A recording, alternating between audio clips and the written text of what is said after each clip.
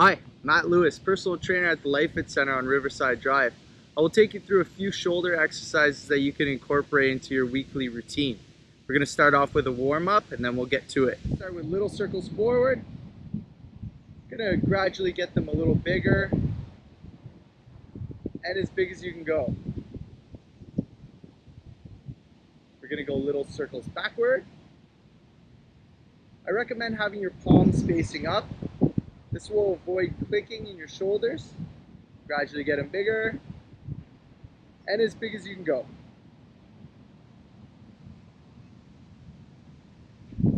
Good, we'll cross, straight arm, palms facing down.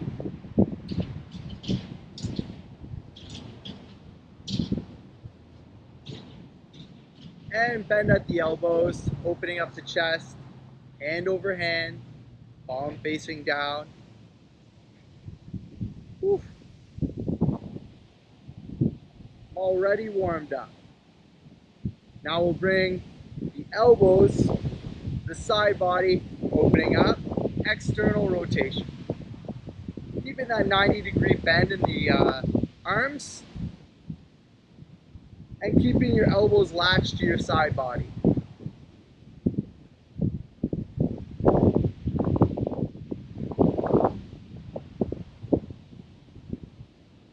I recommend this one to anyone who can do any high five movement. So any high five movement above the shoulder. So if you can do these, feel free. Not all exercises for the shoulders are high five movements. So you could do the ones that are below shoulder height, just in case you have any shoulder issues. But you got to keep them moving regardless. In my opinion, of course.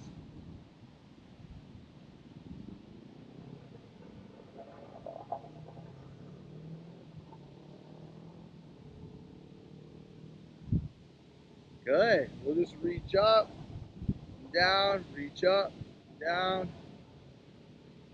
So with this one, it's very important. Keep your core engaged and your tailbone tucked. So you don't want to overextend the back when you go high five movement, okay? So you don't want to overextend, you want to keep the tailbone tucked, you want to squeeze the glutes, you want to keep your core engaged. Also, when you're pressing something over your head, you want to lock out, so meaning locking out the arm fully straightened, and you're flexing the back of your arm, your tricep, to give you some support. All right, so we're going to grab some dumbbells. Anything to do with your shoulders, I would say to start light. It's a delicate muscle. So I like to have my feet together. This is my standard pose here. So glutes are engaged, core is engaged. We're going to start off with some front raises. So we're going up, and 1, 2.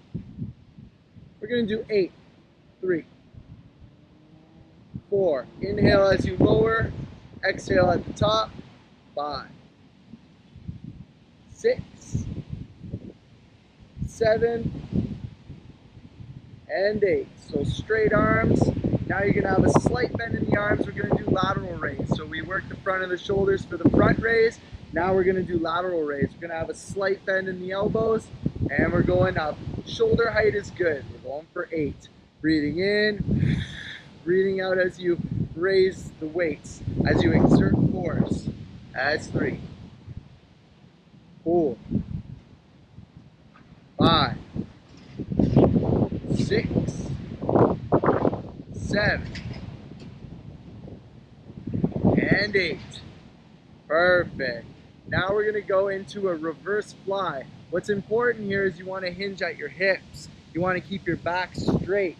You want to keep your chest high, and you want to have your eyes and your nose parallel to the ground. You don't want to be ducking your head down too much, so you want to elongate the back of your neck. You want to tuck your chin. Okay, so here's a side image here, and here is the front image. I am basically keeping a barrel form. So when I'm in this barrel form, what I want to do is I want to bring them up to about rib cage, and I want to squeeze my shoulders. This is a back and shoulders exercise. We really want to hit the back of the shoulders, the rear delts. So we want to hit about here, okay? So that's your awareness. You got to keep an awareness. So we're hinging at the hips, and your back is flat, is straight and neutral.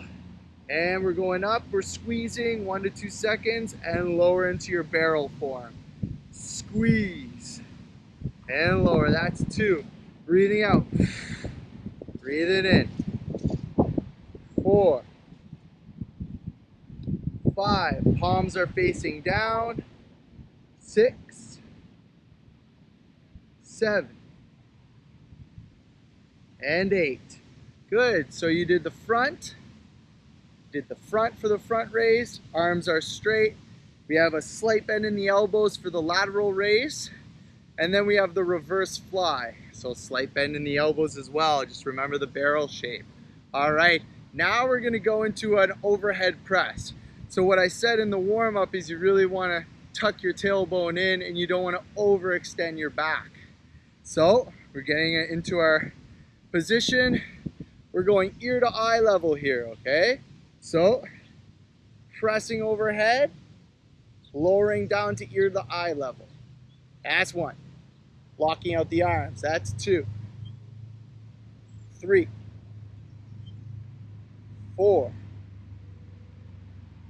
5, 6, 7, and 8. Perfect.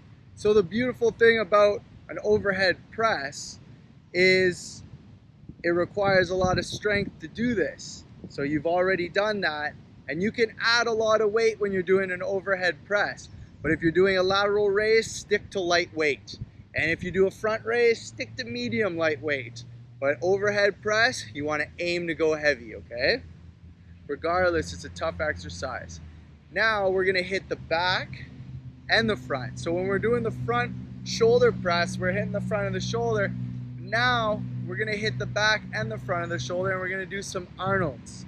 So it's the Arnold press. You're gonna have your palms face toward you. You're gonna flare the elbows out, lock them in place. This is what's gonna help the back of the shoulders. It's gonna work the back of the shoulders. So now I'm pressing overhead, and now I'm coming back, palms face toward me, and we're going for 2. 2. So the palms are facing toward you, and then palms face away. 3,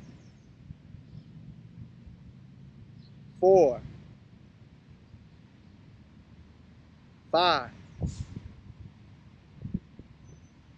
6, 7,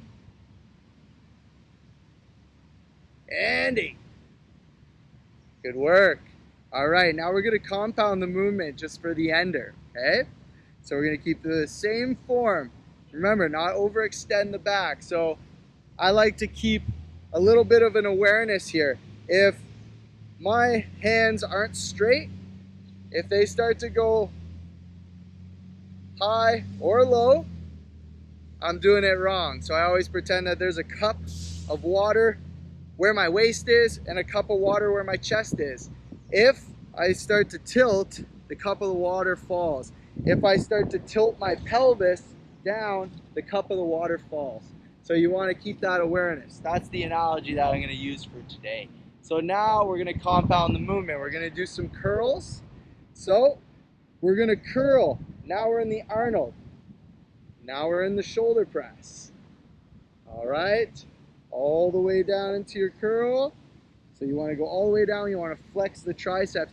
You want to keep your elbows close to your body. You don't want to flare your elbows out. You want to utilize your body. And 2. All the way down. Nice and slow, nice and controlled. 3. I'll let you see a side image. 4. So your shoulder presses should look like that.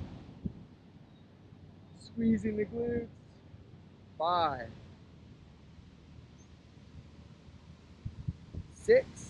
And I'm trying not to use any momentum. Nice and slow and controlled. 7. And the last one. That's 8. Good work, guys. So I recommend you go through that about 2 to 3 times, and that's your shoulder workout. Just a little bit of a shoulder stretch. So this gonna hit the side body. So the lats, I still consider the lat, which is part of the back, but I also consider it part of the shoulders as well, since we did the reverse fly. So we're holding, deep breath, longer breath out.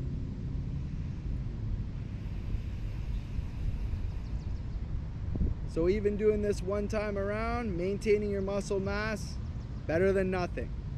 If you want to get to another level, then you'll do it 2 to 3 to 10 times. All right? So we're gonna switch. We're gonna have our hand over. We're gonna press on our elbow. This will get the back of the shoulder. Deep breath.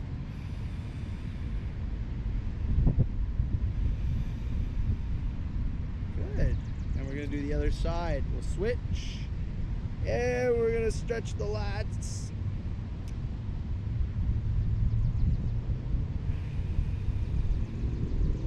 So I get asked, how long should I hold a stretch for?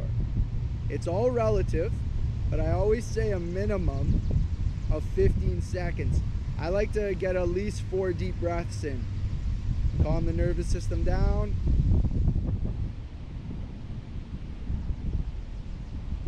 Good. Stretch.